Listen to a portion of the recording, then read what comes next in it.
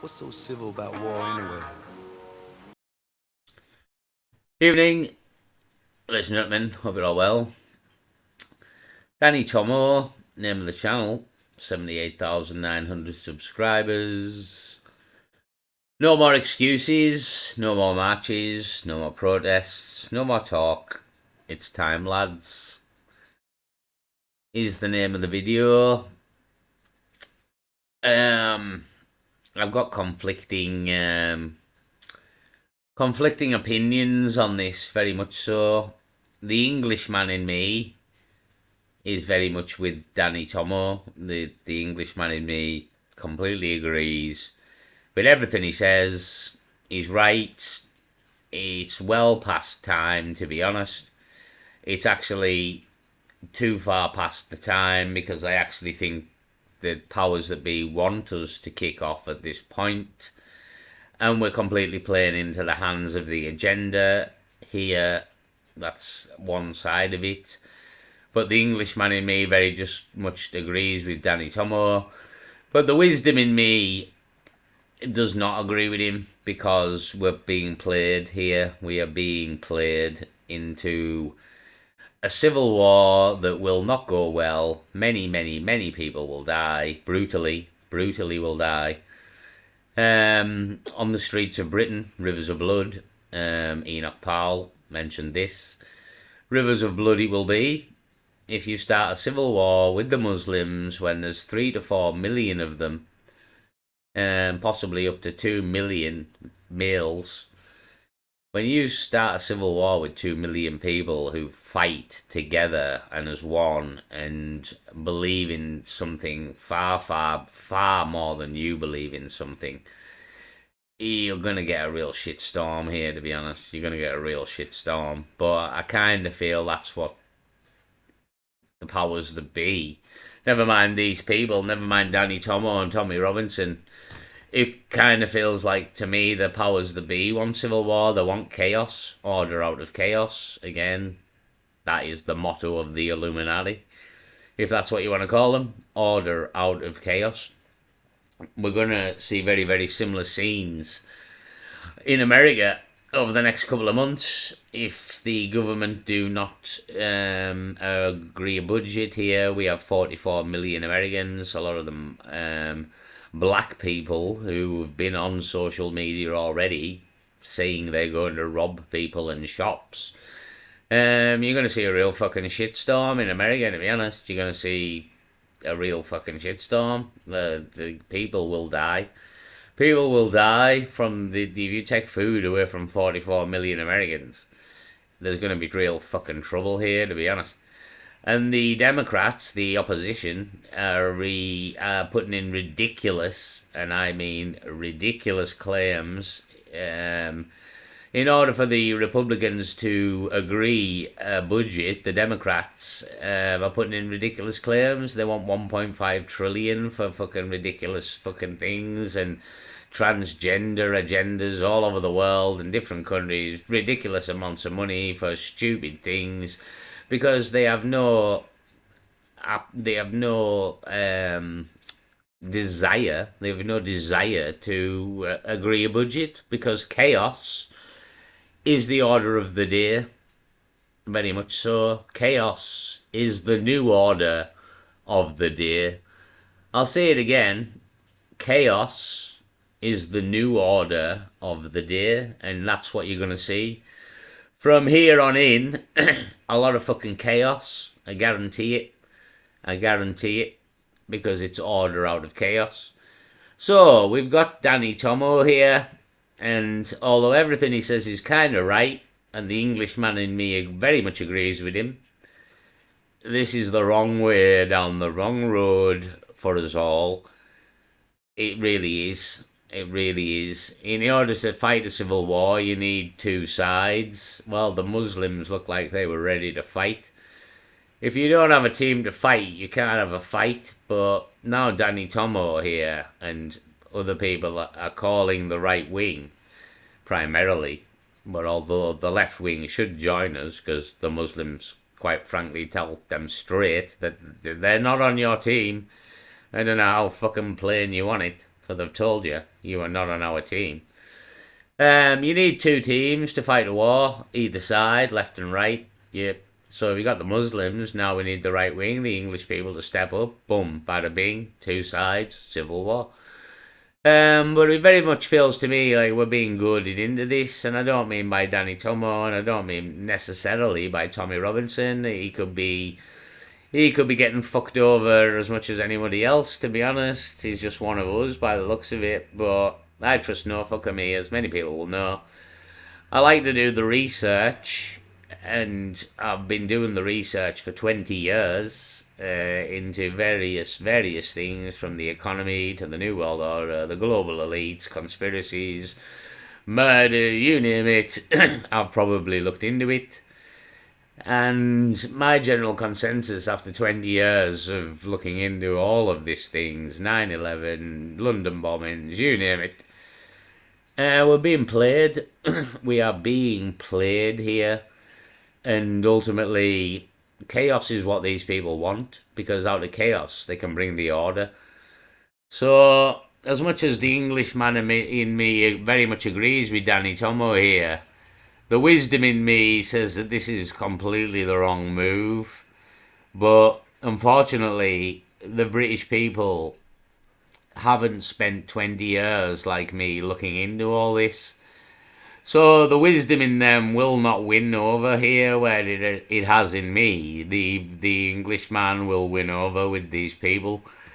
And as many people are predicting, civil war is inevitable. It's inevitable with the mentality of Britain, with the mentality of these people and this man here, and many others, including Tommy Robinson, who's never been on a journey of awakening, if that's what you want to call it, and will very much always go towards violence, whereas a journey of awakening will always tip you towards non-violence. Plus there's other factors of the Bible. The Bible is a written book. It's finished. It's prophetic. It predicts the future in many ways, and should that be the future, well, that's the future. It's already written. There's nothing you can do to change this. It's already written. And you're fighting in a losing battle. You'll never win. The future is written. So, depending on what level you come at this, again, there's many levels. But the top level of biblical, the Bible tells you this is already done, mate. This is already sorted. You know what I mean? The tale is written. The day is done here. There's nothing you can do to change it. All you can do is sit and watch. So that would be very much my advice to people, to be honest. It would be lay down your arms and pray. And I don't mean to sound that like corny, but I wouldn't even necessarily pray if you believe in Jesus and Yeshua. He's never called Jesus. Let's try and get past that. If you believe in Yeshua and you believe he died for your sins, and it's fucking mental, to be honest. I mean, I when I say it out loud, I'm the first one to fucking think, how mental do you sound here? Like, how mental do you sound? Trying to tell people over the internet that all you need to do to be alright is believe in someone who you've never met, fucking alive apparently 2,000 fucking years ago. He died on a cross, he was sent from fucking heaven by God, virgin birth, yada yada yada, all load of fucking magical fucking nonsense. And I'm trying to sit here and tell you to believe in that to be alright. I mean, don't get me wrong, I'm the one here now questioning myself. Do you know what I mean? That's the beauty of this. But all I can ever do is tell you what I learned, and I'm from the same time as you. I was born in the same world as you. I grew up with the same things as you, but I spent a lot more time looking into things than a lot of you did. And as mad as it is, and honestly, I know it's mad.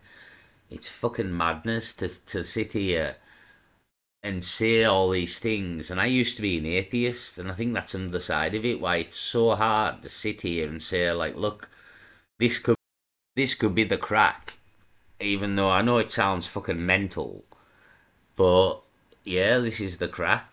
Like this book here, unfortunately, like I can't. Honest to God, it's so hard. I've said this in another video. It's the hardest subject in all the world to try and approach. And it's all right talking to the odd few people who know what you're talking about, but you got to remember, I'm making a YouTube video here that anybody can watch at any time and listen to this and just think, who the fuck's this mad cunt? You know what I mean? Who's this mad cunt?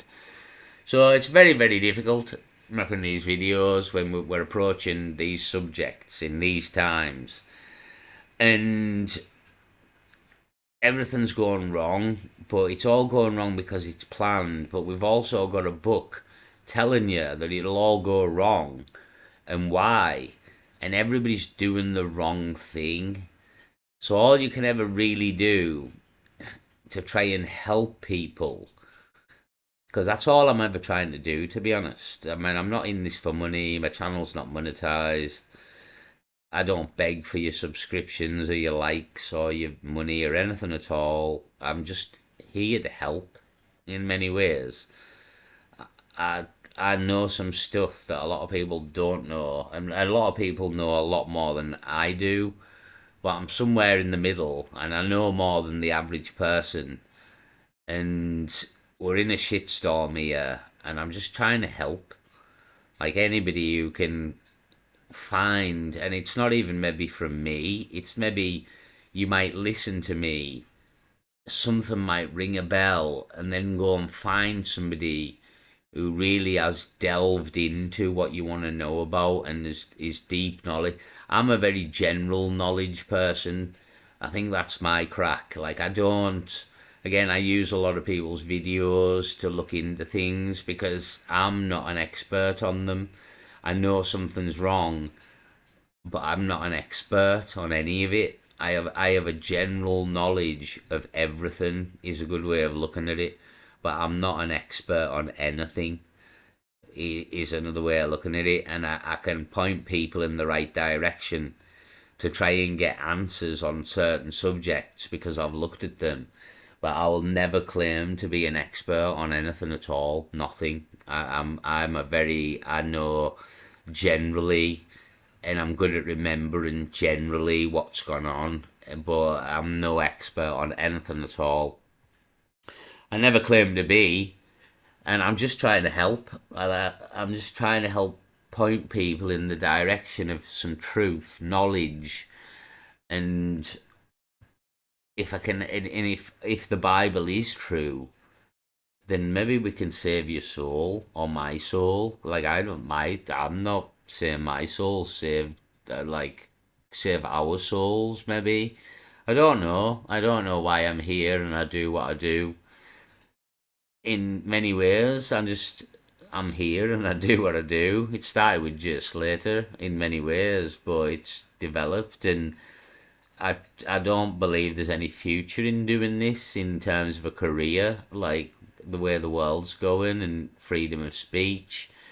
I'm here for as long as I can be to try and point people in the right direction to find some answers about something. Like that's the best way I can describe what I'm doing here. It's not about money. It's not about fame. It's not about views or likes or clicks or anything at all.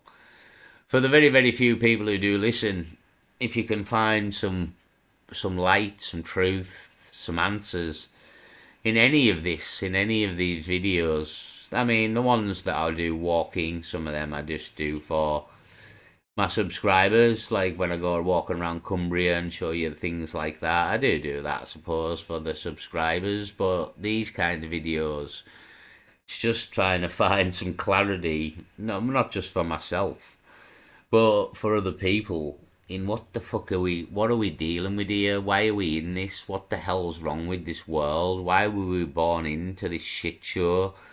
Like, why, how, who, you know what I mean? Why? Why were we born into this shit show? And no matter what we do, why can't we fix it? Why can't we fix it? Even though everybody wants to fix it and live in peace and harmony, but we can't fix it. And I think the ultimate answer is we're back to the Bible here, and we're back to forces well out of our control that determine how this world will be. And it doesn't matter how nice you want to be and how nice people want to be. Ultimately, there's a bigger game at play here that overrides every other game we want to play, and that's the game. But the game's written down, the game is told, it's already finished in many ways. It's already done.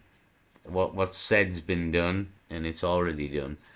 So the way I look at it in this crack here, sorry if to get so long and winded in getting here, is there is no fight. There is no fight here, people. Just lay down your arms and accept that the future is written. The future is written. I'll play the video. The Englishman in you, like me, will be very much riled up by everything he says because he's right. And if the Englishman in you wants to fight, then no one's going to stop you. And you're well within your rights to do so. And I wouldn't blame anybody for doing so either. But I don't necessarily think that that's the right option anymore. But each to their own, I very much suppose. Okay.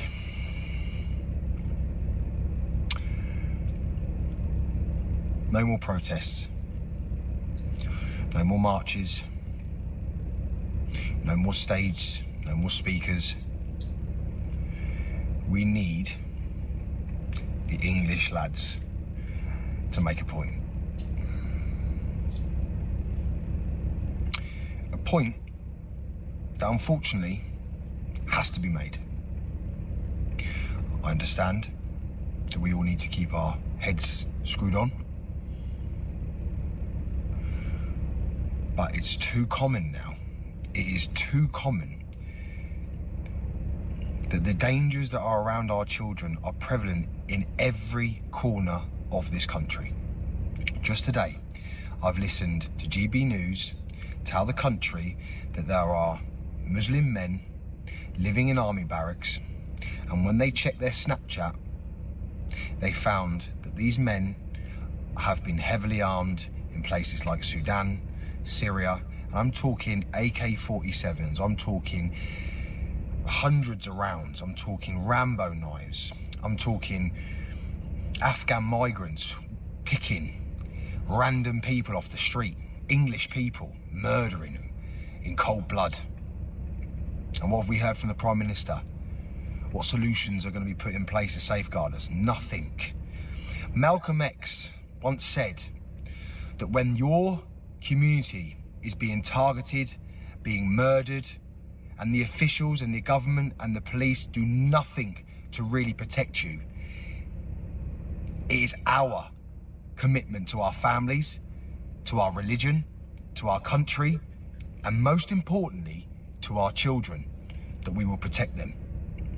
So it's time to stop marching, it's time to stop protesting, and it's time that we take a leaf out of the book of our ancestors and our forefathers, and we do something to show them that we are not messing around anymore.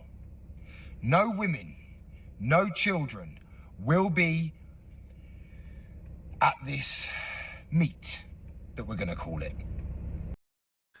So, sorry to interrupt him there, but very much a call to arms, a meet, which to me, again, you can't see it on YouTube, but he very much is proposing a fight between the Muslims and the Christians. The problem, yet again, you've got here, not to pick hairs, so to speak, but the Christians don't fight, mate. Like, again, go and read the Bible. Like, this is the problem you've got, is these people who are claiming to be Christians are very much not Christians. They may be in terms of their ethnicity and the country they live in, but in terms of following the words of Christ and following the scriptures, none of these people do that. They haven't a clue about the Bible. They haven't a clue about the scriptures. They haven't a clue about Yeshua, aka Jesus. They haven't a clue about the flood. They haven't a clue about the giants. They haven't a clue about anything, right? These are not Christians. I need to just stress that massively, that this man isn't a Christian. He really isn't. And this whole statement he's making here is ultimate proof that he isn't a Christian. Again, one of the parables of Jesus. I think it was possibly at the Last Supper or before he was crucified. He again, one of the words spoken by Jesus: if your enemy slaps your right cheek, offer them the left cheek. It doesn't say anything about retaliation. It doesn't say anything about revenge. It says, and again, should the Bible be true, this is the point I'm trying to stress above all else. The book is written. The world will end. There is no fight here. There is no fight. The Christians will be persecuted in the end times. This is all written. It's written. It's all foretold. I can't really, I'm sorry to sound, I'm talking to you like you're stupid, but I'm trying to just get across that it doesn't matter what you do here, nothing will change. It will play out exactly as it's been written out. So you are nothing but a pawn on the board. You're nothing. You make no difference to the overall plan. Be it the New World Order or be it the biblical return of Jesus, Yeshua. You make no difference here. None at all. You're nothing. You're a pawn in the game. And everything you do according to the Bible and how you think and act and behave is ultimately the decider of where you will be. Now, should you get involved in wars and conflicts and violence and murder, you're already fucked here. You know what I mean? You've not read the Bible here. You've not read the Bible, is what I'm trying to say, and what it says about the end times, about the followers of Christ, about what you should do to be a follower of Christ and gain entry into heaven with Christ being your Saviour. And none of it mentions killing anybody. None of it mentions fighting. None of it mentions warring or anything at all. All them times have gone. Jesus died for your sins, right? That is the second part of the tale. Before Jesus come along, it was a whole manner of a shitstorm and yada yada yada. You know what I mean? Like, it was all fighting and war. The earth was a shitstorm before the flood. Anybody who's learned about before the flood will know this. But them times are long gone, and it was all of Jesus came here to save us, because we live in a sinner's world, which should be fucking evident to anybody at this point. And nobody's sin-free, so that man died for you to be sin-free, but you don't go around murdering people. Is kind of the lesson, is what is told. Again, I can't, it's a very hard subject to approach this, but ultimately, what I'm trying to say is, if we roll it all up into one small ball here, the Bible is written, right? The Bible is written. The Bible is written, right? I've said it 3 times. Surely everyone understands what I'm saying here. The Bible is already written. You can't change it. Nobody's changed it. It won't change. It's written.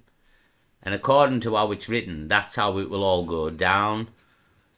So, again, what are you fighting about? What are you arguing about? Like, there's no change in this. This is the way it's going to be, yeah? Everybody will take their place in the game, and people will fight and will die and in a civil war, because that's what will happen. But it doesn't mean you need to be one of them. is another side of it, and you dying in a civil war won't change anything here. Is another side of it. So you very much you need to choose where you're going to sit here for the final show, and where you sit for the final show is crucial, absolutely crucial, to where you'll end up after the final show. If you sit in the wrong seat, it could go real, it could go real badly for you. This man here might be in the wrong seat, and he's maybe calling many people. Currently, how many people have watched this video? 32,000. He's called 32,000 people, maybe, to the wrong seat here. And all them 32,000, it was already written that they would never make it to heaven. But part of them maybe not making it to heaven was the call to arms and the civil war that they took part in, because that was the way they were always going to think when this man called them to the civil war. You're playing a very complicated game here on many levels. I can't really stress that enough, to be honest. And if you want to take my word for it, not just my word, many people's words, but also the Bible, you're playing a very complicated game here. Like, you're more complicated than you would ever fucking possibly imagine. Not up until your death and possibly the opportunity that you'll be told everything that ever happened in one go, and it will all be a mindfuck in many ways. But yeah, you're playing a complicated game. I cannot stress how you've got to be very careful here with your thoughts, your emotions, and your actions. Your actions above your thoughts and your emotions, but your thoughts and emotions still count. That they still count. They still account as something. Thoughts and emotions, actions very much so, but thoughts and emotions. As an example, if you're married and you look at a woman and fantasize about sleeping with that woman, just thinking about it, that is adultery in the eyes of the Lord. Like, you've already committed adultery. The thought. So thoughts do matter. Actions matter massively more so, but thoughts do matter. This is all massively explained, to be honest, in the book, but most people haven't bothered to read it. It's another side of it, and bothered to understand it, and the level of detail that it actually goes to. But that's not my fault. That's your fault. If you want to read the book and understand the book, there's many people out there who will have the time on YouTube, especially, to teach you the book and the nature of the book. The book exists. You can buy the book. You can read the book. The book exists and has your entire life. The opportunity has always been there. It's not my fault you haven't read the book. So, long story short, even though I fucked that right up, this call to arms here, although he's right, I can't argue with him. The Englishman in me completely agrees with him. I feel you're being goaded into a civil war. Ultimately, you will lose, and it will go real badly for the English people. And in the Bible, it mentions a one world religion.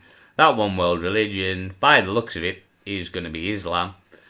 So you will just bring on, in effect, the conquering of Britain by Islam, because you will call to arms 2 million to 3 to 4 million Islamists, or people with Muslims, but maybe males, 2 million.